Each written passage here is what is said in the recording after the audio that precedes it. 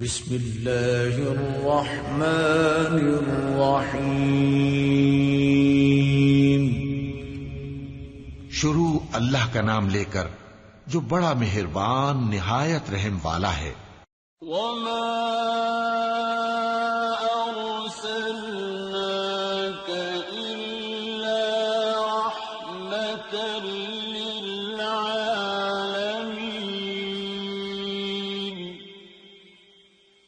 نبی کریم صلی اللہ علیہ وسلم بنی نوع انسان کے لیے اللہ کے آخری نبی ہیں، اور آپ پر نازل ہونے والی کتاب قرآن مجید اللہ تعالی کی آخری کتاب ہے، لہذا نبی کریم صلی اللہ علیہ وسلم کی پاکیزہ زندگی امت مسلمہ کے لیے تا قیامت واجب الاتباع، رشد و ہدایت کا ابدی سرچشمہ اور ذریعہ نجات ہے۔ لقد كان لكم في رسول الله أسوة حسنة۔ یقیناً رسول اللہ کی زندگی تمہارے لیے بہترین نمونہ ہے، لہذا رحمت للعالمین کی سیرت مطہرہ کا مطالعہ ہر مسلمان کی زندگی کا لازمی حصہ قرار پایا۔ مسلمان مردوں، عورتوں اور بچوں کی اسی ضرورت کے پیش نظر دارالسلام اسٹوڈیو نے نبی رحمت صلی اللہ علیہ وسلم کی سیرت طیبہ پر سیٹ تیار کیا ہے، جس کی تیاری میں قرآن مجید، صحیح احادیث اور مستند سیرت کی کتابوں سے استفادہ کیا گیا ہے۔ اس سیٹ میں سیرت النبی صلی اللہ علیہ وسلم کو مفصل طور پر بیان کیا گیا ہے۔ نبی صلی اللہ علیہ وسلم کی زندگی کے تمام پہلو اور واقعات ترتیب وار انتہائی دلچسپ انداز، خوبصورت آواز اور آسان الفاظ میں بیان کیے گئے ہیں۔ لیجیے سماعت فرمائیے رحمت للعالمین۔ سیرت نبوی کو مکمل طور پر بیان کرنا اس وقت تک ممکن نہیں جب تک اسلام سے پہلے اور بعد کے حالات کا تقابل نہ کیا جائے۔ اس لیے ہم اصل مضمون سے پہلے اسلام سے پہلے عرب کی کیفیت بیان کریں گے، عرب اقوام اور ان کی معاشرت کا نقشہ کھینچیں گے، پھر وہ حالات بیان کریں گے جن میں رسول اللہ صلی اللہ علیہ وسلم کی بعثت ہوئی۔ لفظ عرب کے لغوی معنی صحرا اور بیاب و گیاہ زمین کے ہیں۔ عہد قدیم سے یہ لفظ جزیرہ نمائے عرب اور اس میں بسنے والی قوموں پر بولا گیا ہے۔ عرب کے مغرب میں بحر احمر اور جزیرہ نمائے سینا ہے۔ مشرق میں خلیج عرب اور جنوبی عراق کا ایک بڑا حصہ ہے۔ جنوب میں بحر عرب ہے جو در حقیقت بحر ہند کا پھیلاؤ ہے۔ شمال میں ملک شام اور کسی قدر شمالی عراق ہے۔ ان میں سے بعض سرحدوں کے بارے میں اختلاف بھی ہے۔ کل رقبے کا اندازہ 10 لاکھ سے 13 لاکھ مربع میل تک کیا گیا ہے۔ نسلی اعتبار سے مورخین نے عرب اقوام کی 3 قسمیں قرار دی ہیں۔ نمبر 1، عرب بائدہ، یعنی وہ قدیم عرب قبائل اور قومیں جو بالکل ناپید ہو گئیں اور ان کے متعلق ضروری معلومات بھی دستیاب نہیں، مثلا عاد، سمود، تسم، جدیس، عمالقہ وغیرہ۔ نمبر 2، عرب عاربہ، یعنی وہ عرب قبائل جو یعرب بن یشجب بن قحطان کی نسل سے ہیں، انہیں قحطانی عرب کہا جاتا ہے۔ نمبر 3، عرب مستعربہ، یعنی وہ قبائل جو سیدنا اسماعیل علیہ السلام کی نسل سے ہیں، انہیں عدنانی عرب کہا جاتا ہے۔ عرب عاربہ یعنی قحطانی عرب کا اصل گہوارہ ملک یمن تھا۔ یہیں ان کے خاندان اور قبیلے مختلف شاخوں میں پھوٹے، پھیلے اور بڑھے۔ ان میں سے 2 قبیلوں نے بہت شہرت حاصل کی، ایک ہمیر جس کی مشہور شاخیں زید الجمہور، قزاع اور سکاسک ہیں، دوسرا کہلان جس کی مشہور شاخیں ہمدان، انمار، مزہج، تے، کندہ، لخم، جزام، ازد، اوس، خزرج اور اولاد جفنا ہیں، جنہوں نے آگے چل کر ملک شام میں بادشاہت قائم کی اور آل غسان کے نام سے مشہور ہوئے۔ عرب مستعربہ کے جد اعلی سیدنا ابراہیم علیہ السلام اصلاً عراق کے ایک شہر اور کے باشندے تھے۔ یہ شہر دریائے فرات کے مغربی ساحل پر کوفے کے قریب واقع تھا۔ اس کی کھدائی کے دوران میں جو کتبے برآمد ہوئے ان سے اس شہر کے متعلق بہت سی تفصیلات منظر عام پر آئی ہیں، اور سیدنا ابراہیم علیہ السلام کے خاندان کی بعض تفصیلات معلوم ہوئی ہیں۔ نیز ملک کے دینی اور اجتماعی حالات بھی سامنے آئے ہیں۔ سیدنا ابراہیم علیہ السلام یہاں سے ہجرت کر کے شہر حران تشریف لے گئے تھے، اور پھر وہاں سے فلسطین جا کر اس کو اپنی دعوتی سرگرمیوں کا مرکز بنا لیا، اور دعوت و تبلیغ کے لیے یہیں سے اندرون و بیرون ملک آتے جاتے رہتے تھے۔ ایک بار آپ مصر تشریف لے گئے۔ فرعون نے آپ کی بیوی سیدہ سارہ علیہ السلام کی کیفیت سنی تو بدنیت ہو گیا، انہیں بری نیت سے اپنے دربار میں بلایا، لیکن اللہ نے سیدہ سارہ کی دعا کے نتیجے میں غیبی طور پر فرعون کی ایسی گرفت کی کہ وہ ہاتھ پاؤں مارنے لگا۔ اس کی نیت بد اس کے منہ پر مار دی گئی، اور وہ اس حادثے کی نوعیت سے سمجھ گیا کہ سیدہ سارہ اللہ کی نہایت خاص اور مقرب بندی ہیں۔ وہ ان کے اس وصف سے اس قدر متاثر ہوا کہ اپنی بیٹی ہاجرہ کو ان کی خدمت میں دے دیا۔ پھر سیدہ سارہ نے سیدہ ہاجرہ کو ابراہیم علیہ السلام کی زوجیت میں دے دیا۔ ابراہیم علیہ السلام ان دونوں کو لے کر فلسطین واپس تشریف لائے۔ پھر اللہ نے سیدہ ہاجرہ کے بطن سے ابراہیم علیہ السلام کو ایک فرزند ارجمند اسماعیل علیہ السلام عطا فرمایا۔ سیدہ سارہ بے اولاد تھیں، اس لیے انہیں بہت غیرت آئی، اور انہوں نے سیدنا ابراہیم علیہ السلام کو مجبور کیا کہ سیدہ ہاجرہ کو ان کے نوزائیدہ بچے سمیت جلا وطن کر دیں۔ حالات نے ایسا رخ اختیار کیا کہ انہیں سیدہ سارہ کی بات ماننا پڑی، اور وہ سیدہ ہاجرہ اور اسماعیل علیہ السلام کو لے کر حجاز تشریف لے گئے۔ وہاں انہیں ایک بے آب و گیاہ وادی میں اتار دیا۔ اسی جگہ آج بیت اللہ ہے، اس وقت نہیں تھا، صرف ٹیلوں کی طرح ابھری ہوئی زمین تھی۔ سیلاب آتا تو دائیں بائیں سے کترا کر نکل جاتا تھا۔ وہیں مسجد حرام کے بالائی حصے میں زمزم کے پاس ایک بہت بڑا درخت تھا۔ آپ نے ان دونوں کو اسی درخت کے پاس چھوڑا تھا۔ اس وقت مکے میں پانی تھا نہ انسان، اس لیے سیدنا ابراہیم علیہ السلام نے ایک توشہ دان میں کھجوریں اور ایک مشکیزے میں پانی رکھ دیا۔ اس کے بعد فلسطین واپس چلے گئے۔ ادھر چند ہی دن میں کھجوریں اور پانی ختم ہو گیا۔ سخت مشکل پیش آئی، مگر اس مشکل وقت میں اللہ کے فضل سے زمزم کا چشمہ پھوٹ پڑا اور ان کے لیے خوراک کا سامان بن گیا۔ اسماعیل علیہ السلام جب جوان ہوئے تو جرہم قبیلے سے عربی سیکھ لی۔ یہ قبیلہ وہاں پانی دیکھ کر آباد ہو گیا تھا۔ اس قبیلے کے لوگ انہیں پسند کرنے لگے تو ان لوگوں نے اپنے خاندان کی ایک خاتون سے ان کی شادی کر دی۔ اسی دوران میں سیدہ ہاجرہ کا انتقال ہو گیا۔ ادھر سیدنا ابراہیم علیہ السلام کو خیال آیا کہ اپنا ترکہ دیکھنا چاہیے، چنانچہ وہ مکہ معظمہ تشریف لے گئے، لیکن سیدنا اسماعیل علیہ السلام سے ملاقات نہ ہوئی۔ بہو سے حالات دریافت کیے، اس نے تنگ دستی کی شکایت کی۔ آپ نے وصیت کی کہ اسماعیل آئیں تو کہنا اپنے دروازے کی چوکھٹ بدل دیں۔ سیدنا اسماعیل علیہ السلام اس وصیت کا مطلب سمجھ گئے۔ انہوں نے بیوی کو طلاق دے دی اور ایک دوسری عورت سے شادی کر لی جو جرہم کے سردار مزاز بن عمرو کی صاحبزادی تھی۔ ان کی دوسری شادی کے بعد ایک بار پھر سیدنا ابراہیم علیہ السلام مکے تشریف لے گئے، مگر اس مرتبہ بھی سیدنا اسماعیل علیہ السلام سے ملاقات نہ ہو سکی۔ بہو سے حال پوچھا تو اس نے اللہ کی حمد و ثنا بیان کی۔ آپ نے وصیت کی کہ اسماعیل اپنے دروازے کی چوکھٹ برقرار رکھیں، اور فلسطین واپس ہو گئے۔ اللہ تعالی نے مزاز کی بیٹی سے اسماعیل علیہ السلام کو 12 بیٹے عطا فرمائے۔ ان 12 بیٹوں سے 12 قبیلے وجود میں آئے اور سب نے مکے ہی میں رہائش اختیار کی۔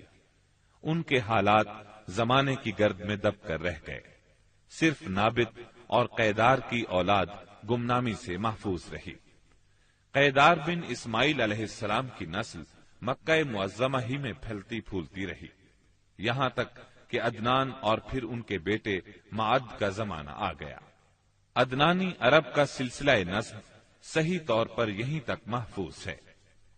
عدنان نبی صلی اللہ علیہ وسلم کے سلسلہ نسب میں 21ویں پشت میں آتے ہیں۔ بہرحال معد کے بیٹے نزار سے کئی خاندان وجود میں آئے۔ دراصل نزار کے 4 بیٹے تھے اور ہر بیٹا ایک بڑے قبیلے کی بنیاد ثابت ہوا۔ چاروں کے نام یہ ہیں: ایاد، انمار، ربیہ اور مزر۔ ان میں سے آخری 2 قبیلوں کی شاخیں اور شاخوں کی شاخیں بہت زیادہ ہوئیں۔ چنانچہ ربیہ سے اسد بن ربیہ، انزا، عبد القیس، وائل، بکر، تغلب اور بنو حنیفہ وغیرہ وجود میں آئے۔ مزر کی اولاد 2 بڑے قبیلوں میں تقسیم ہوئی۔ نمبر 1 قیس اعلان بن مزر، نمبر 2 الیاس بن مزر۔ قیس اعلان سے بنو سلیم، بنو حوازن، بنو غطفان، غطفان سے افس، زبیان، اشجار اور غنی بن عاصر کے قبائل وجود میں آئے۔ الیاس بن مزر سے تمیم بن مرہ، حزیل بن مدرکہ، بنو اسد بن خزیمہ اور کنانہ بن خزیمہ کے قبائل وجود میں آئے۔ پھر کنانہ سے قریش کا قبیلہ وجود میں آیا۔ یہ قبیلہ فہر بن مالک بن نضر بن کنانہ کی اولاد ہے۔ پھر قریش بھی مختلف شاخوں میں تقسیم ہوئے۔ مشہور قریشی شاخوں کے نام یہ ہیں: جمح، سہم، عدی، مخزوم، تیم، زہرہ اور قصی بن کلاب کے خاندان یعنی عبد الدار، اسد بن عبد العزا اور عبد مناف۔ یہ تینوں قصی کے بیٹے تھے۔ ان میں سے عبد مناف کے 4 بیٹے ہوئے جن سے 4 ذیلی قبیلے وجود میں آئے، یعنی عبد شمس، نوفل، مطلب اور ہاشم۔ انہی ہاشم کی نسل سے اللہ نے ہمارے نبی کریم صلی اللہ علیہ وسلم کا انتخاب فرمایا۔ ابن عباس رضی اللہ عنہ کا بیان ہے کہ رسول اللہ صلی اللہ علیہ وسلم نے فرمایا، اللہ تعالی نے مخلوق پیدا فرمائی تو مجھے سب سے اچھے گروہ کے اندر رکھا، پھر قبائل کو چنا تو مجھے سب سے اچھے قبیلے کے اندر بنایا، پھر گھرانوں کو چنا تو مجھے سب سے اچھے گھرانے میں بنایا، لہذا میں اپنی ذات کے اعتبار سے بھی سب سے اچھا ہوں اور اپنے گھرانے کے اعتبار سے بھی سب سے بہتر ہوں۔ جس وقت جزیرۃ العرب پر اسلام کا سورج طلوع ہوا، وہاں 2 قسم کے حکمران تھے۔ ایک تاجپوش بادشاہ جو حقیقت میں مکمل طور پر آزاد اور خود مختار نہیں تھے، اور دوسرے قبائلی سردار جنہیں اختیارات کے لحاظ سے وہی حیثیت حاصل تھی جو تاجپوش بادشاہوں کی تھی، لیکن ان کی اکثریت کو ایک مزید امتیاز یہ حاصل تھا کہ وہ مکمل طور پر آزاد اور خود مختار تھے۔ اس وقت تاجپوش حکمران یہ تھے: شاہان یمن، شاہان آل غسان یعنی شام، اور شاہان ہیرا یعنی عراق۔ باقی عرب حکمران تاجپوش نہ تھے۔ عرب عاربہ میں سے قدیم ترین قوم سبا تھی۔ اور یعنی عراق سے جو کتبات برآمد ہوئے ان میں 2500 سال قبل مسیح کی اس قوم کا ذکر ملتا ہے، لیکن اس کے عروج کا زمانہ 11 صدی قبل مسیح سے شروع ہوتا ہے۔ اس کی تاریخ کے اہم ادوار یہ ہیں: 650 قبل مسیح سے پہلے کا دور۔ اس دور میں سبا کے بادشاہوں کا لقب مکرب سبا تھا۔ ان کا پایہ تخت سرواہ تھا، جس کے کھنڈرات آج بھی معارب کے مغرب میں 1 دن کے فاصلے پر پائے جاتے ہیں۔ یہ کھنڈرات خریبہ کے نام سے مشہور ہیں۔ اسی دور میں معارب کے مشہور بند کی بنیاد رکھی گئی، جسے یمن کی تاریخ میں بہت اہمیت حاصل ہے۔ 650 قبل مسیح سے 115 قبل مسیح تک کا دور۔ اس دور میں سبا کے بادشاہوں نے مغرب کا لفظ چھوڑ کر ملک یعنی بادشاہ کا لقب اختیار کر لیا اور سرواہ کی بجائے معارب کو اپنا دارالسلطنت بنایا۔ اس شہر کے کھنڈرات آج بھی صنعاء سے 60 میل مشرق میں پائے جاتے ہیں۔ 115 قبل مسیح سے 300 عیسوی تک کا دور۔ اس دور میں سبا کی مملکت پر قبیلہ ہمیر کو غلبہ حاصل رہا اور اس نے معارب کی بجائے ریدان کو اپنا پائے تخت بنایا۔ پھر ریدان کا نام ظفار پڑ گیا، جس کے کھنڈرات آج بھی شہر یرین کے قریب ایک دائرہ نما پہاڑی پر پائے جاتے ہیں۔ اسی دور میں قوم سبا کا زوال شروع ہوا۔ 300 عیسوی کے بعد سے آغاز اسلام تک کا دور۔ اس دور میں یمن کے اندر مسلسل اضطراب اور انتشار برپا رہا۔ انقلابات آئے، خانہ جنگیاں ہوئیں اور بیرونی قوموں کو مداخلت کے مواقع ہاتھ آئے، یہاں تک کہ ایک وقت ایسا بھی آیا کہ یمن کی آزادی سلب ہو گئی۔ چنانچہ اسی دور میں رومیوں نے عدن پر فوجی قبضہ کیا اور ان کی مدد سے حبشیوں نے ہمیر اور ہمدان کی آپس میں کشمکش سے فائدہ اٹھایا اور 340 عیسوی میں پہلی بار یمن پر قبضہ کیا۔ یہ قبضہ 378 عیسوی تک برقرار رہا۔ اس کے بعد یمن کی آزادی تو بحال ہو گئی، مگر معارب کے مشہور بند میں رکھنے پڑنا شروع ہو گئے، یہاں تک کہ 450 عیسوی یا 451 عیسوی میں بند ٹوٹ گیا اور وہ عظیم سیلاب آیا جس کا ذکر قرآن مجید کی سورہ سبا میں سیل ارم کے نام سے کیا گیا ہے۔ پھر 523 عیسوی میں ایک اور سنگین حادثہ پیش آیا، وہ یہ کہ یمن کے یہودی بادشاہ زون واس نے نجران کے عیسائیوں پر ایک ہیبت ناک حملہ کیا۔ انہیں عیسائی مذہب چھوڑنے پر مجبور کرنے کی کوشش کی۔ جب وہ اس پر آمادہ نہ ہوئے تو زون واس نے خندقیں کھدوا کر انہیں بھڑکتی ہوئی آگ میں جھونک دیا۔ قرآن مجید کی سورہ بروج میں اسی لرزہ خیز واقعے کی طرف اشارہ موجود ہے۔ اس واقعے کا نتیجہ یہ ہوا کہ عیسائیت انتقام لینے پر تل گئی۔ وہ پہلے ہی رومی بادشاہوں کی قیادت میں بلا وجہ عرب کی فتوحات کے لیے تیاری کر چکے تھے، اپنے علاقوں کو وسیع کرنا چاہتے تھے۔ انہوں نے حبشیوں کو یمن پر حملے کی ترغیب دی، انہیں باہری بیڑا مہیا کیا۔ حبشیوں نے رومیوں کی شہ پا کر 525 عیسوی میں اریات کی قیادت میں 70,000 فوج سے یمن پر دوبارہ قبضہ کر لیا۔ قبضے کے بعد اریات نے شاہ حبش کے گورنر کی حیثیت سے یمن پر حکمرانی کی، لیکن پھر اس کی فوج کے ایک ماتحت کمانڈر ابرہا نے اسے قتل کر کے خود اقتدار پر قبضہ جما لیا اور شاہ حبش کو بھی راضی کر لیا کہ وہ اس کے قبضے کو تسلیم کر لے۔ یہ وہی ابرہا ہے جس نے بعد میں خانہ کعبہ کو ڈھانے کی کوشش کی اور ایک لشکر جرار کے علاوہ چند ہاتھیوں کو بھی فوج کشی کے لیے ساتھ لایا، جس کی وجہ سے یہ لشکر اصحاب الفیل کے نام سے مشہور ہوا۔ عراق اور اس کے نواحی علاقوں پر سائرس اعظم کے زمانے ہی سے اہل فارس کی حکمرانی چلی آ رہی تھی۔ اسے کوروش کبیر، خورس یا سائرس ذوالقرنین بھی کہا جاتا ہے۔ اس کا زمانہ 557 تا 529 قبل مسیح ہے۔ اس کے مقابلے میں کسی کو آنے کی جرت نہیں تھی، یہاں تک کہ 326 قبل مسیح میں سکندر مقدونی نے دارا اول کو شکست دے کر فارسیوں کی طاقت توڑ دی، جس کے نتیجے میں ان کا ملک ٹکڑے ٹکڑے ہو گیا اور طوائف الملوکی شروع ہو گئی۔ یہ انتشار 230 عیسوی تک جاری رہا۔ اسی دوران میں قحطانی قبائل نے اپنا وطن چھوڑ کر عراق کے ایک بہت بڑے اور شاداب سرحدی علاقے پر بود و باش اختیار کر لی۔ پھر عدنانی لوگ اپنا وطن چھوڑ کر اس طرف آئے۔ انہوں نے لڑ بھیڑ کر جزیرہ فراتیہ کے ایک حصے پر اپنا قبضہ جما لیا۔ ادھر 226 عیسوی میں اردشیر نے جب ساسانی حکومت کی داغ بیل ڈالی تو رفتہ رفتہ فارسیوں کی طاقت ایک بار پھر پلٹ آئی۔ اردشیر کے عہد میں حیرہ، بادیات العراق اور جزیرے کے ربیعی اور مزری قبائل پر جزیمت الوضاح کی حکمرانی تھی۔ شاہان ہیرا کے پاس فارسی فوج کی ایک یونٹ ہمیشہ رہا کرتی تھی، جس سے بادیہ نشین عرب باغیوں کی سرکوبی کا کام لیا جاتا تھا۔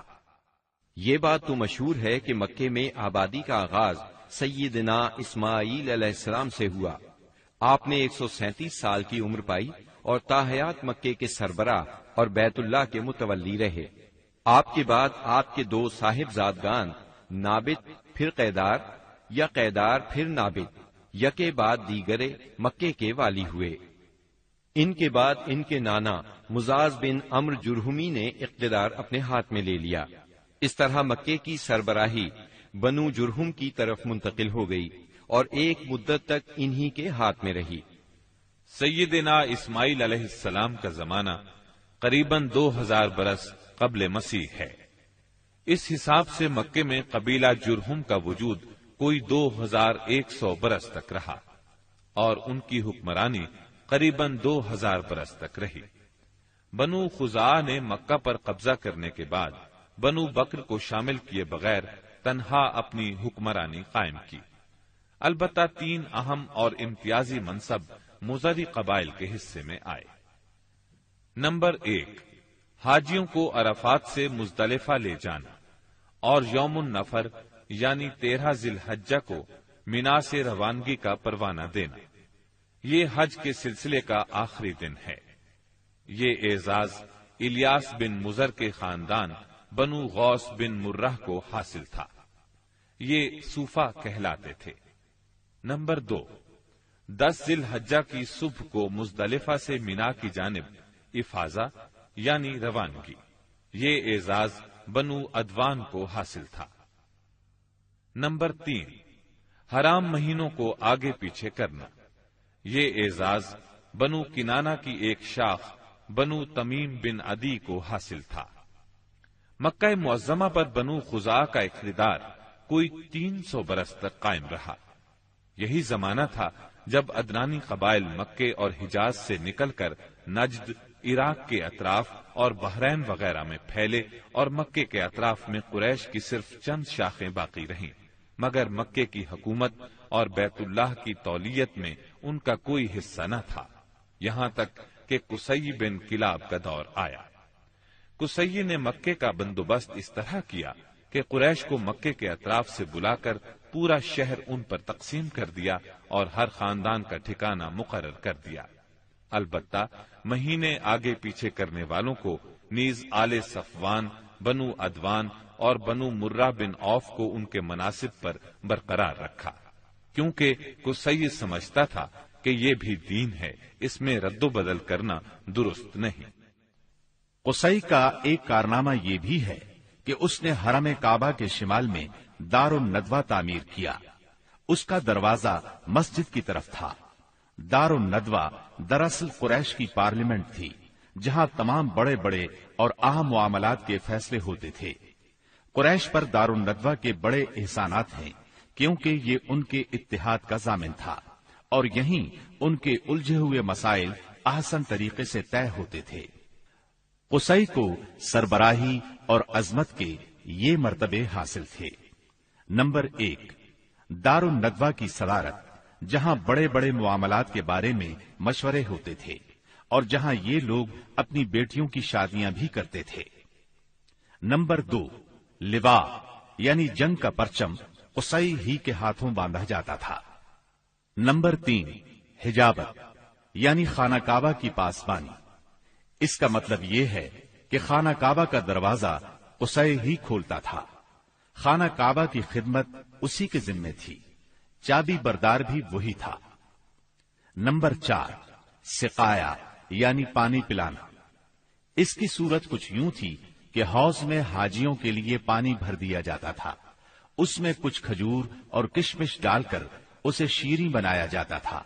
حجاج جب مکے آتے تو اسے پیتے تھے۔ نمبر 5، رفادہ یعنی حاجیوں کی میزبانی۔ حاجیوں کے لیے بطور ضیافت کھانا تیار کیا جاتا تھا۔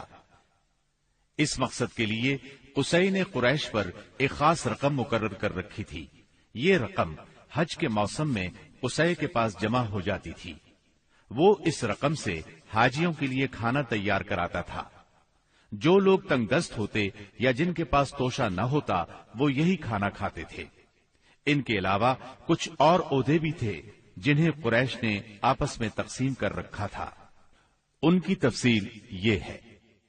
نمبر 1، ایسار یعنی فال گیری، قسمت کا حال دریافت کرنے کے لیے بتوں کے پاس جو تیر رکھے رہتے تھے ان کی تولیت، یہ منصب بنو جمح کو حاصل تھا۔ نمبر 2، مالیات کا نظم یعنی بتوں کا تقرب حاصل کرنے کے لیے جو نذرانے اور قربانیاں پیش کی جاتی تھیں ان کا انتظام کرنا، جھگڑوں اور مقدمات کا فیصلہ کرنا، یہ کام بنو سہم کو سونپا گیا۔ نمبر 3، شورا، یہ اعزاز بنو اسد کو حاصل تھا۔ نمبر 4، اشناق یعنی دیت اور جرمانوں کا نظم، اس منصب پر بنو تیم فائز تھے۔ نمبر 5، عقاب یعنی قومی پرچم اٹھانا، یہ بنو امیہ کا کام تھا۔ نمبر 6، قبہ یعنی فوجی کیمپ کا انتظام اور شاہ سواروں کی قیادت، یہ کام بنو مخزوم کے حصے میں آیا تھا۔ نمبر 7، سفارت، یہ منصب بنو عدی کا تھا۔ ہم قحطانی اور عدنانی قبائل کے وطن چھوڑنے کا ذکر کر چکے ہیں۔ ان قبائل میں سرداری نظام رائج تھا۔ قبیلے خود اپنا سردار مقرر کرتے تھے۔ قبائلی سرداروں کا درجہ اپنی قوم میں بادشاہوں جیسا تھا۔ قبیلہ صلح اور جنگ میں بہرحال اپنے سردار کے فیصلے کا پابند ہوتا تھا۔ سردار کو وہی اقتدار اور اختیارات حاصل تھے جو کسی بادشاہ کو ہوا کرتے ہیں۔ حتیٰ کہ بعض سرداروں کا یہ حال تھا کہ اگر کبھی وہ بگڑ جاتے تھے تو ہزاروں تلواریں بے نیام ہو جاتی تھیں، اور وہ یہ بھی نہیں پوچھتے تھے کہ سردار کے غصے کا سبب کیا ہے۔ اب رہا سیاسی حالات کا مسئلہ۔ جزیرت العرب کے 3 سرحدی علاقے تھے۔ یہ تینوں غیر ممالک کے پڑوس میں تھے۔ ان کی سیاسی حالت سخت پریشان کن تھی۔ وہاں انتشار کی کیفیت تھی۔ صورتحال زوال پذیر تھی۔ انسان مالک تھا یا غلام، حاکم تھا یا محکوم، بس انہی 2 طبقوں میں بٹا ہوا تھا۔ تمام تر فوائد سربراہوں کو، خاص طور پر غیر ملکی سربراہوں کو حاصل تھے، اور سارا بوجھ غلاموں کے سر تھا۔ وہ طرح طرح کے ظلم و ستم برداشت کرتے تھے، زبان نہیں کھول سکتے تھے کیونکہ حکمرانی جبری تھی۔ انسانی حقوق نام کی کسی چیز کا دور دور تک وجود نہیں تھا۔ عرب کے عام باشندے اسماعیل علیہ السلام کی دعوت و تبلیغ کے نتیجے میں دین ابراہیم کے پیروکار تھے، اس لیے صرف اللہ کی عبادت کرتے تھے اور توحید پر کاربند تھے۔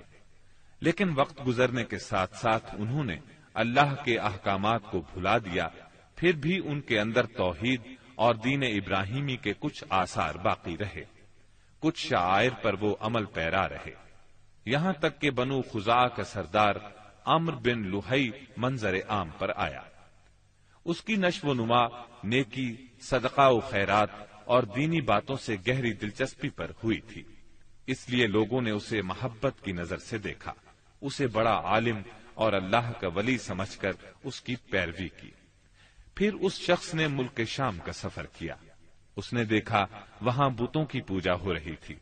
اس نے سمجھا یہ طریقہ بھی اچھا ہے اور برحق ہے، کیونکہ ملک شام پیغمبروں کی سرزمین تھی، آسمانی کتابیں وہاں نازل ہوئی تھیں۔ چنانچہ واپسی پر وہ وہاں سے اپنے ساتھ حبل بت بھی لے آیا اور اسے خانہ کعبہ کے اندر نصب کر دیا، اور اہل مکہ کو اللہ کے ساتھ شرک کی دعوت دی۔ اہل مکہ نے اس پر لبیک کہا۔ اس کے بعد بہت جلد حجاز کے باشندے بھی شامل ہو گئے، وہ بھی ان کے نقش قدم پر چل پڑے۔ اس طرح عرب میں بت پرستی کا آغاز ہوا۔ حبل کے علاوہ عرب کے قدیم ترین بتوں میں سے ایک منات تھا۔ یہ بحر احمر کے ساحل پر قدید کے قریب مشلل میں نصب تھا۔ اس کے بعد طائف میں لات نامی بت وجود میں آیا، پھر وادی نخلا میں عزا کا بت نصب کیا گیا۔ یہ تینوں عرب کے سب سے بڑے بت تھے۔ اس کے بعد حجاز کے ہر خطے میں شرک کی کثرت اور بتوں کی بھرمار ہو گئی۔ کہا جاتا ہے کہ ایک جن عمرو بن لحی کے تابع تھا۔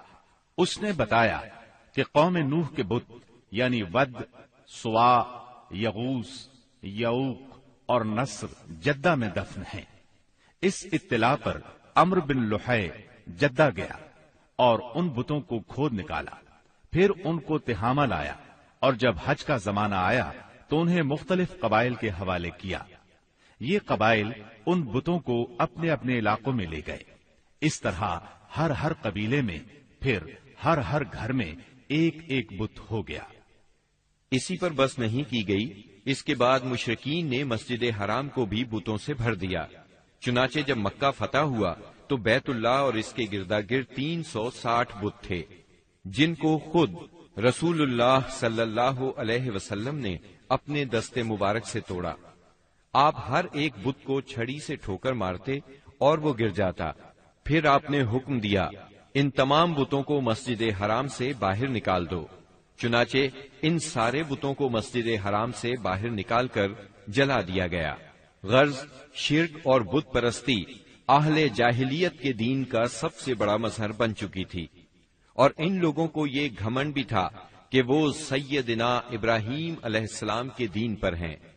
پھر اہل جاہلیت کے یہاں بت پرستی کے کچھ خاص طریقے بھی رائج تھے، جو زیادہ تر عمرو بن لحی کے گھڑے ہوئے تھے۔ یہ جاہل لوگ سمجھتے تھے کہ عمرو بن لحی کے طریقے دین ابراہیمی میں تبدیلی نہیں بلکہ بدعت حسنہ ہیں۔ ان میں بت پرستی کی کیا کیا رسمیں رائج تھیں، اس کی تفصیل بھی سن لیں۔ نمبر 1، اس دور کے جاہل مشرک بتوں کے پاس مجاور بن کر بیٹھتے تھے، ان کی پناہ ڈھونڈتے تھے، انہیں زور زور سے پکارتے تھے، حاجت روائی اور مشکل کشائی کے لیے ان کو پکارتے تھے اور سمجھتے تھے کہ وہ اللہ سے سفارش کر کے ہماری مراد پوری کرا دیں گے۔ نمبر 2، وہ بتوں کا حج اور طواف کرتے تھے، ان کے سامنے عجز و نیاز سے پیش آتے تھے اور انہیں سجدہ کرتے تھے۔ نمبر 3، بتوں کے لیے نذرانے اور قربانیاں پیش کرتے اور قربانی کے ان جانوروں کو کبھی بتوں کے آستانوں پر لے جا کر ذبح کرتے تھے اور کبھی کسی اور جگہ ذبح کر لیتے تھے، مگر بتوں کے نام پر ذبح کرتے تھے۔ ذبح کی ان دونوں صورتوں کا ذکر اللہ تعالی نے سورۃ المائدہ کی آیت نمبر 3 میں کیا ہے۔ وَمَا ذُبِحَ عَلَى النُّصُبِ، یعنی وہ جانور بھی حرام ہیں جو آستانوں پر ذبح کیے گئے ہوں۔ دوسری جگہ یعنی سورہ انعام کی آیت 121 میں فرماتے ہیں، وَلَا تَأْكُلُوا مِمَّا لَمْ يُذْكَرِ اسْمُ اللَّهِ عَلَيْهِ، یعنی اس جانور کا گوشت مت کھاؤ جس پر اللہ کا نام نہ لیا گیا ہو۔ نمبر 4، بتوں کا قرب حاصل کرنے کا ایک طریقہ یہ بھی تھا کہ مشرقین اپنی سمجھ کے مطابق اپنے کھانے پینے کی چیزوں اور اپنی کھیتی اور چوپائے کی پیداوار کا ایک حصہ بتوں کے لیے خاص کرتے تھے۔ اس سلسلے میں ان کا دلچسپ رواج یہ تھا کہ وہ اللہ کے لیے بھی اپنی کھیتی اور جانوروں کی پیداوار کا ایک حصہ خاص کرتے تھے، پھر مختلف اسباب کی بنا پر اللہ کا حصہ تو بتوں کی طرف منتقل کر سکتے تھے، لیکن بتوں کا حصہ کسی بھی حال میں اللہ کی طرف منتقل نہیں کر سکتے تھے۔ اس بری عادت کا تذکرہ بھی اللہ تعالی نے سورہ انعام کی آیت 136 میں کیا ہے۔ اللہ نے جو کھیتی اور چوپائے پیدا کیے ہیں اس کا ایک حصہ انہوں نے اللہ کے لیے مقرر کیا، اور بزعم خود کہتے ہیں کہ یہ اللہ کے لیے ہے اور یہ ہمارے شرکاء کے لیے ہے۔ تو جو ان کے شرکاء کے لیے ہوتا ہے وہ تو اللہ کے لیے نہیں پہنچتا، مگر جو اللہ کے لیے ہوتا ہے وہ ان کے شرکاء تک پہنچ جاتا ہے۔ کتنا برا ہے وہ فیصلہ جو یہ لوگ کرتے ہیں۔ نمبر 5، بتوں کا قرب حاصل کرنے کا ایک طریقہ یہ بھی تھا کہ وہ مشرکین کھیتی اور چوپایوں میں مختلف قسم کی نظریں مانتے تھے۔ اللہ تعالی سورہ انعام کی آیت 138 میں فرماتے ہیں، وقالوا هذه أنعام وحرث حجر لا يطعمها إلا من نشاء بزعمهم وأنعام حرمت ظهورها وأنعام لا يذكرون اسم الله عليها افتراء عليه. ان مشرکین نے اپنے خیال پر یہ بھی کیا کہ یہ چوپائے اور کھیتیاں ممنوع ہیں، انہیں وہی کھا سکتا ہے جسے ہم چاہیں، اور یہ وہ چوپائے ہیں جن کی پیٹھ حرام کی گئی ہے، یعنی نہ ان پر سواری کی جا سکتی ہے اور نہ سامان لادا جا سکتا ہے، اور کچھ چوپائے ایسے ہیں جن پر یہ لوگ اللہ پر افتراء کرتے ہوئے اللہ کا نام نہیں لیتے. یہ تھے ان کے عقائد. انہی جانوروں میں بحیرہ، صائبہ، وسیلہ اور حام تھے. سیرت نگار ابن اسحاق کہتے ہیں بحیرہ صائبہ کی بچی کو کہا جاتا ہے اور صائبہ اس اونٹنی کو کہا جاتا ہے جس سے پے در پے 10-12 مادہ بچے پیدا ہوں، درمیان میں کوئی نر نہ ہو. ایسی اونٹنی کو آزاد چھوڑ دیا جاتا تھا، اس پر سواری نہیں کی جاتی تھی، اس کے بال بھی نہیں کاٹے جاتے تھے، اور مہمان کے سوا اس کا دودھ کوئی نہیں پی سکتا تھا. اس کے بعد یہ اونٹنی جو مادہ بچہ جنتی، اس کا کان چیر دیا جاتا اور اسے بھی اس کی ماں کے ساتھ آزاد چھوڑ دیا جاتا. اس پر سواری بھی نہ کی جاتی، اس کے بال نہ کاٹے جاتے، اور مہمان کے سوا کوئی اس کا دودھ نہ پیتا. اسی کو بحیرہ کہتے ہیں اور صائبہ اس کی ماں ہے. وسیلہ اس بکری کو کہا جاتا تھا جو 5 مرتبہ پے در پے 2 مادہ بچے جنتی تھی، یعنی 5 بار میں 10 مادہ بچے پیدا ہوتے، درمیان میں کوئی نر نہ پیدا ہوتا. اس بکری کو اس لیے وسیلہ کہا جاتا تھا کہ وہ سارے مادہ بچوں کو ایک دوسرے سے جوڑ دیتی تھی. اس کے بعد اس بکری سے جو بچے پیدا ہوتے انہیں صرف مرد کھا سکتے تھے، عورتیں نہیں کھا سکتی تھیں. البتہ اگر کوئی بچہ مردہ پیدا ہوتا تو اس کو مرد عورت سبھی کھا سکتے تھے. حام اس نر اونٹ کو کہتے تھے جس کی جفتی سے پے در پے 10 مادہ بچے پیدا ہوتے، درمیان میں نر نہ پیدا ہوتا. ایسے اونٹ کی پیٹھ محفوظ کر دی جاتی تھی، نہ اس پر سواری کی جاتی، نہ بال کاٹے جاتے، بلکہ اسے اونٹوں کے ریوڑ میں جفتی کے لیے آزاد چھوڑ دیا جاتا. اس کے سوا اس سے کوئی اور فائدہ نہ اٹھایا جاتا. عرب اپنے بتوں کے ساتھ یہ سب کچھ اس عقیدے سے کرتے تھے کہ یہ بت انہیں اللہ کے قریب کر دیں گے اور اللہ کے حضور ان کی سفارش کر دیں گے. چنانچہ مشرکین جو کہتے تھے، قرآن کریم میں اللہ تعالیٰ نے سورہ زمر کی آیت نمبر 3 میں اس طرح تذکرہ کیا ہے: لا نعبدهم إلا ليقربونا إلى الله زلفى.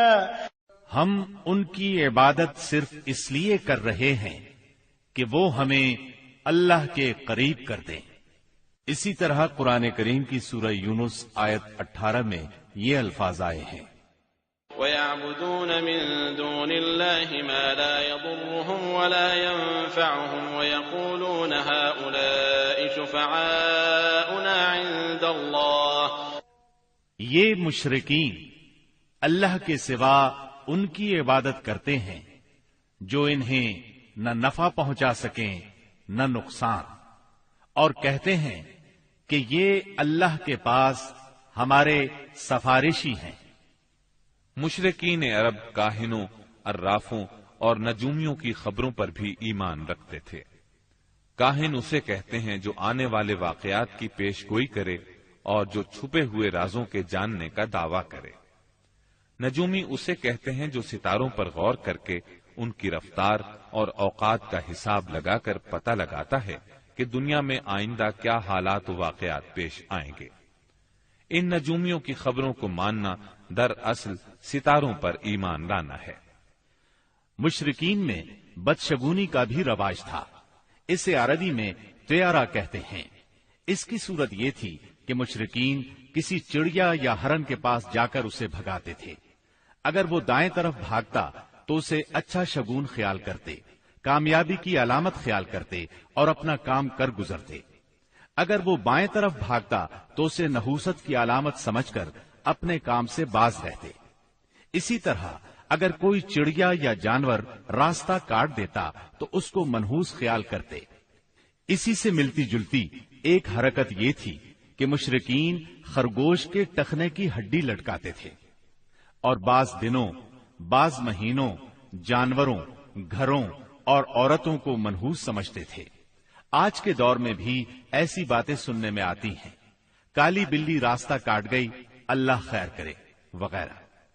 قریش کی ایک بدعت یہ تھی کہ وہ کہتے تھے ہم سیدنا ابراہیم علیہ السلام کی اولاد ہیں، حرم کے پاسبان، بیت اللہ کے والی اور مکے کے باشندے ہیں، کوئی شخص ہمارا ہم مرتبہ نہیں اور نہ کسی کے حقوق ہمارے حقوق کے مساوی ہیں۔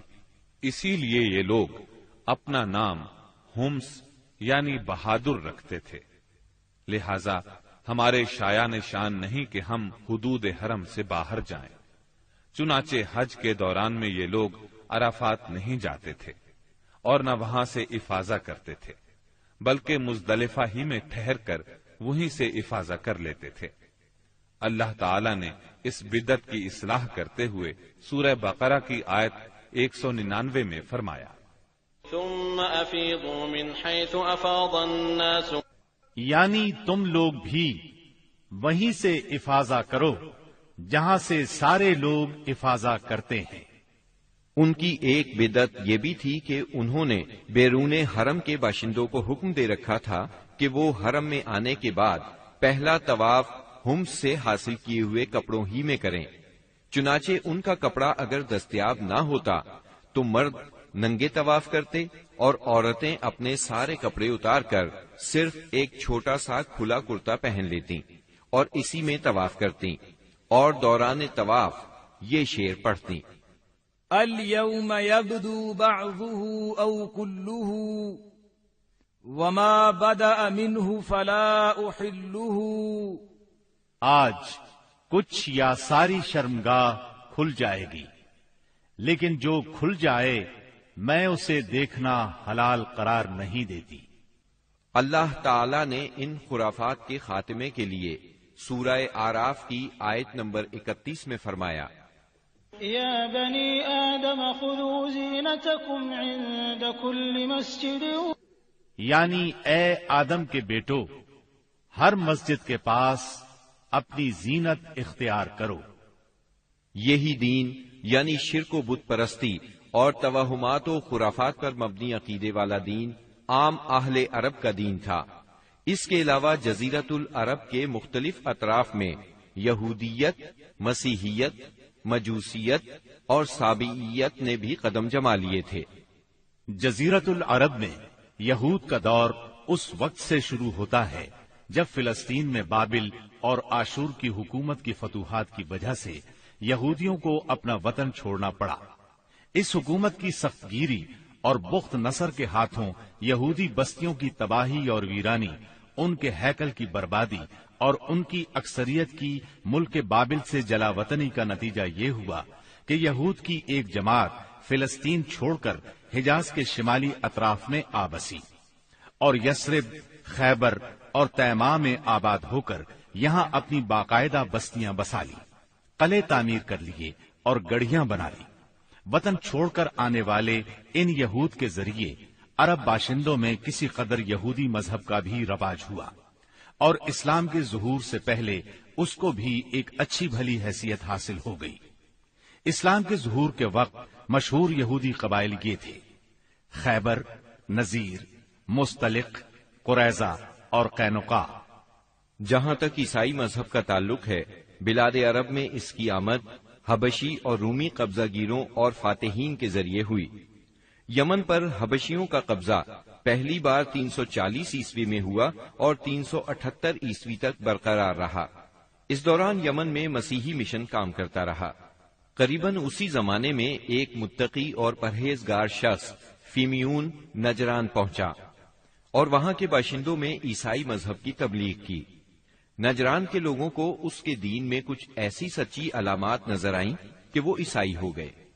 جہاں تک مجوسی مذہب کا تعلق ہے تو اسے زیادہ تر اہل فارس کے ہمسایہ عربوں میں فروغ حاصل ہوا، مثلاً عراق، عرب، بحرین، ہجر اور خلیج عربی کے ساحلی علاقے۔ ان کے علاوہ یمن پر فارسی قبضے کے دوران میں وہاں بھی اکا دکا افراد نے مجوسیت قبول کی۔ باقی رہا صابی مذہب، تو عراق کے آثار قدیمہ کی کھدائی کے دوران جو کتبات برآمد ہوئے ان سے پتہ چلتا ہے کہ یہ ابراہیم علیہ السلام کی کلدانی قوم کا مذہب تھا۔ دور قدیم میں شام و یمن کے بہت سے باشندے بھی اسی مذہب کے پیروکار تھے۔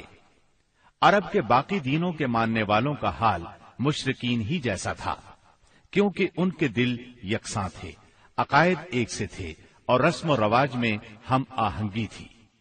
جزیرۃ العرب کے سیاسی اور مذہبی حالات بیان کرنے کے بعد اب وہاں کے اجتماعی، اقتصادی اور اخلاقی حالات کا خاکہ مختصراً پیش کرتے ہیں۔ عرب آبادی مختلف طبقات میں بٹی ہوئی تھی۔ ہر طبقے کے حالات ایک دوسرے سے بہت زیادہ مختلف تھے۔ چنانچہ معزز طبقے میں مرد اور عورت کا تعلق خاصا ترقی یافتہ تھا۔ عورت کو بہت کچھ خود مختاری حاصل تھی، اس کی بات مانی جاتی تھی، اس کا اس قدر احترام اور حفاظت کی جاتی کہ اس کی خاطر تلواریں سونت لی جاتی تھی، خون ریزی ہو جاتی تھی۔ آدمی جب اپنی شجاعت اور بہادری پر بات کرنا چاہتا، اپنی تعریف کرنا چاہتا تو عموماً عورت ہی کو مخاطب کرتا۔ شجاعت اور سخاوت کی صفات کو ان کے درمیان بہت بڑا مقام حاصل تھا۔ اکثر اوقات ان میں صلح کے لیے عورت ہی بڑا کردار ادا کرتی تھی۔ وہ چاہتی تو قبائل کو صلح کے لیے جمع کر لیتی تھی اور چاہتی تو ان کے درمیان جنگ کی آگ بھڑکا دیتی۔ لیکن ان تمام باتوں کے باوجود خاندان کا سربراہ مرد ہی کو مانا جاتا تھا اور اس کی بات فیصلہ کن ہوتی تھی۔ اس طبقے میں مرد اور عورت کا تعلق عقد نکاح کے ذریعے ہوتا تھا۔ یہ نکاح عورت کے ولیوں کی نگرانی میں انجام پاتا تھا۔ عورت کو ان کی ولایت کے بغیر نکاح کا حق نہیں تھا۔ ایک طرف طبقہ اشراف یعنی معزز لوگوں کا یہ حال تھا، تو دوسری طرف دوسرے طبقات میں مرد عورت کے اختلاط کی اور بھی کئی صورتیں تھیں، جنہیں بدکاری، بے حیائی، فحاشی اور زناکاری کے سوا کوئی اور نام نہیں دیا جا سکتا۔ زمانہ جاہلیت میں کسی حد کے بغیر متعدد بیویاں رکھنا ایک عام بات تھی۔ لوگ دو سگی بہنوں کو بھی بیک وقت اپنے نکاح میں رکھ لیتے تھے۔ باپ کے بیوی کو طلاق دینے کے بعد یا اس کے فوت ہونے پر بیٹا اپنی سوتیلی ماں سے بھی نکاح کر لیتا تھا۔ طلاق کا اختیار مرد کو حاصل تھا اور اس کی کوئی حد مقرر نہیں تھی۔ زناکاری تمام طبقات میں عروج پر تھی، کوئی طبقہ یا انسانوں کی کوئی قسم اس سے مستثنا نہ تھی۔ البتہ کچھ مرد اور کچھ عورتیں ایسے ضرور تھے جنہیں اپنی بڑائی کا احساس اس برائی کی کیچڑ میں لت پت ہونے سے باز رکھتا تھا۔ پھر آزاد عورتوں کا حال لونڈیوں کی نسبت اچھا تھا۔ اصل مصیبت لونڈیاں ہی تھیں۔ ایسا لگتا ہے جیسے ان جاہلوں کی اکثریت اس برائی کی طرف منسوب ہونے میں کوئی آر بھی محسوس نہیں کرتی تھی۔ جاہلیت میں باپ بیٹے کا تعلق بھی مختلف نوعیت کا تھا۔ کچھ تو ایسے تھے جو کہتے تھے انما اولادنا بیننا اکبادنا تمشی علی الارض، یعنی ہماری اولاد ہمارے کلیجے ہیں جو روئے زمین پر چلتے پھرتے ہیں۔ جبکہ دوسری طرف کچھ لوگ ایسے بھی تھے جو لڑکیوں کو رسوائی اور خرچ کے خوف سے زندہ دفن کر دیتے تھے اور بچوں کو فقر و فاقے کے ڈر سے مار ڈالتے تھے۔ تاہم یہ کہنا مشکل ہے کہ یہ سنگ دلی بڑے پیمانے پر رائج تھی، کیونکہ عرب اپنے دشمنوں سے اپنی حفاظت کے لیے دوسروں کی بنسبت کہیں زیادہ اپنی اولاد کو بہتر سمجھتے تھے اور اس بات کا احساس بھی رکھتے تھے۔ مطلب یہ کہ مجموعی طور پر ان کی حالت بہت کمزور تھی، عقل سے عاری تھی اور ذلت میں گھری ہوئی تھی۔ جہالت نے ان کو اپنے گھیرے میں لیا ہوا تھا۔ خرافات کا دور دورہ تھا، لوگ جانوروں جیسی زندگی گزار رہے تھے، عورت بیچی اور خریدی جاتی تھی، بعض اوقات اس سے مٹی اور پتھر جیسا سلوک کیا جاتا تھا۔ قوم کے باہمی تعلقات کمزور بلکہ ٹوٹے ہوئے تھے۔ رہ گئی حکومتیں تو ان کو صرف اپنا خزانہ بھرنے سے غرض تھی یا مخالفوں پر فوج کشی کرنے کی فکر۔ اقتصادی حالت بھی خراب تھی۔ صرف تجارت ان کے نزدیک ضروریات زندگی حاصل کرنے کا سب سے اہم ذریعہ تھی، اور تجارت کے لیے امن و سلامتی کی فضا کا ہونا ضروری ہے، ورنہ تجارتی آمد و رفت نہیں ہو سکتی۔ جبکہ ان کا حال یہ تھا کہ سوائے حرمت والے مہینوں کے امن اور سلامتی کا کہیں وجود نہ تھا۔ یہی وجہ ہے کہ صرف حرمت والے مہینوں میں عرب کے مشہور بازار اکاز، ذی المجاز اور مجنہ لگتے تھے۔ جہاں تک صنعتوں کا معاملہ ہے تو عرب اس میدان میں ساری دنیا سے پیچھے تھے۔ کپڑے کی بنائی اور چمڑے کی دباغت وغیرہ کی شکل میں جو چند صنعتیں پائی بھی جاتی تھیں وہ زیادہ تر یمن، ہیرا اور شام سے ملے ہوئے علاقوں میں تھی۔ البتہ اندرون عرب گلہ بانی اور کھیتی باڑی کا کسی قدر رواج تھا۔ ساری عرب عورتیں سوت کاٹتی تھیں، لیکن مشکل یہ تھی کہ سارا مال و متاع ہمیشہ لڑائیوں کی زد میں رہتا تھا۔ غربت عام تھی، لوگ ضروری لباس تک سے محروم تھے۔ یہ بات تو مشہور ہے کہ اہل جاہلیت میں کمینی اور رذیل عادات پائی جاتی تھی، عقل کے خلاف باتوں کی بھرمار تھی، تاہم ان میں کچھ پسندیدہ اخلاق بھی تھے۔ ان اخلاق کو دیکھ کر انسان دنگ رہ جاتا تھا۔ نمبر 1، کرم و سخاوت۔ یہ اہل جاہلیت کی خوبی تھی جس میں وہ ایک دوسرے سے آگے نکل جانے کی کوشش کرتے تھے، اور اس پر فخر کرنے کا عالم یہ تھا کہ عرب کے آدھے اشعار اسی کی نظر ہو جاتے تھے۔ اس وصف کی بنیاد پر کوئی اپنی تعریف کرتا تھا تو کوئی دوسروں کی۔ حالت یہ تھی کہ سخت سردی اور بھوک کی حالت میں بھی کوئی مہمان آ جاتا اور میزبان کے پاس اپنی سواری والی اونٹنی کے سوا کچھ نہ ہوتا، اور کنبے کی ضرورت پوری کرنے کا ذریعہ بھی صرف وہی سواری ہوتی تو اپنے مہمان کے لیے ذبح کر دیتا۔ یہ ان کے کرم ہی کا نتیجہ تھا کہ بڑی بڑی دیت اور مالی ذمہ داریاں اٹھا لیتے تھے، اور اس طرح انسانوں کو بربادی اور خون ریزی سے بچا کر دوسرے رئیسوں اور سرداروں کے مقابل فخر کرتے تھے۔ وہ جوا کھیلتے تھے۔ ان کا خیال تھا یہ بھی سخاوت کی ایک راہ ہے، کیونکہ انہیں جو نفع حاصل ہوتا یا نفع حاصل کرنے والوں کے حصے سے جو کچھ زائد بچ رہتا اس کو وہ مسکینوں کو دے دیتے تھے۔ اسی لیے قرآن پاک نے شراب اور جوئے کے نفع کا سرے سے انکار نہیں کیا، بلکہ سورہ بقرہ کی آیت 219 میں فرمایا، وَإِثْمُهُمَا أَكْبَرُ مِن نَّفْعِهِمَا، یعنی ان دونوں کا گناہ ان کے نفع سے بڑھ کر ہے۔ نمبر 2، ایفائے عہد یعنی وعدے کا پورا کرنا۔ دور جاہلیت کے اخلاق فاضلہ میں سے ہے۔ عہد کو ان کے نزدیک دین کی حیثیت حاصل تھی، جس سے وہ ہر حال میں چمٹے رہتے تھے، اور اس راستے میں اپنی اولاد کا خون اور اپنے گھر بار کی تباہی بھی ہیج سمجھتے تھے۔ نمبر 3، خودداری اور عزت نفس۔ اس پر قائم رہنا اور ظلم و جبر برداشت نہ کرنا بھی جاہلیت کے معروف اخلاق میں سے تھا۔ اس کا نتیجہ یہ تھا کہ ان کی شجاعت اور غیرت حد سے بڑھی ہوئی تھی۔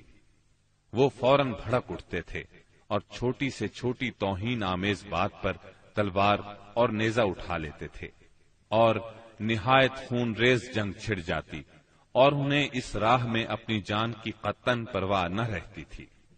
نمبر 4، عزائم کی تکمیل۔ اہل جاہلیت میں ایک خاص بات یہ بھی تھی کہ جب وہ کسی کام کو فخر اور ناز کا ذریعہ سمجھ کر انجام دینے پر تل جاتے تو پھر کوئی رکاوٹ انہیں روک نہیں سکتی تھی۔ وہ اپنی جان پر کھیل کر اس کام کو انجام دے ڈالتے تھے۔ نمبر 5، حلم، بردباری اور سنجیدگی۔ یہ خوبی بھی ان کے نزدیک قابل تعریف تھی، لیکن چونکہ ان میں شجاعت حد سے بڑھ کر تھی، ہر وقت جنگ و جدل پر آمادہ رہتے تھے، اس لیے یہ عادت بہت کم پائی جاتی تھی۔ نمبر 6، بدوی سادگی، یعنی رہن سہن کی الجھنوں اور داؤ پیچ سے ناواقف تھے۔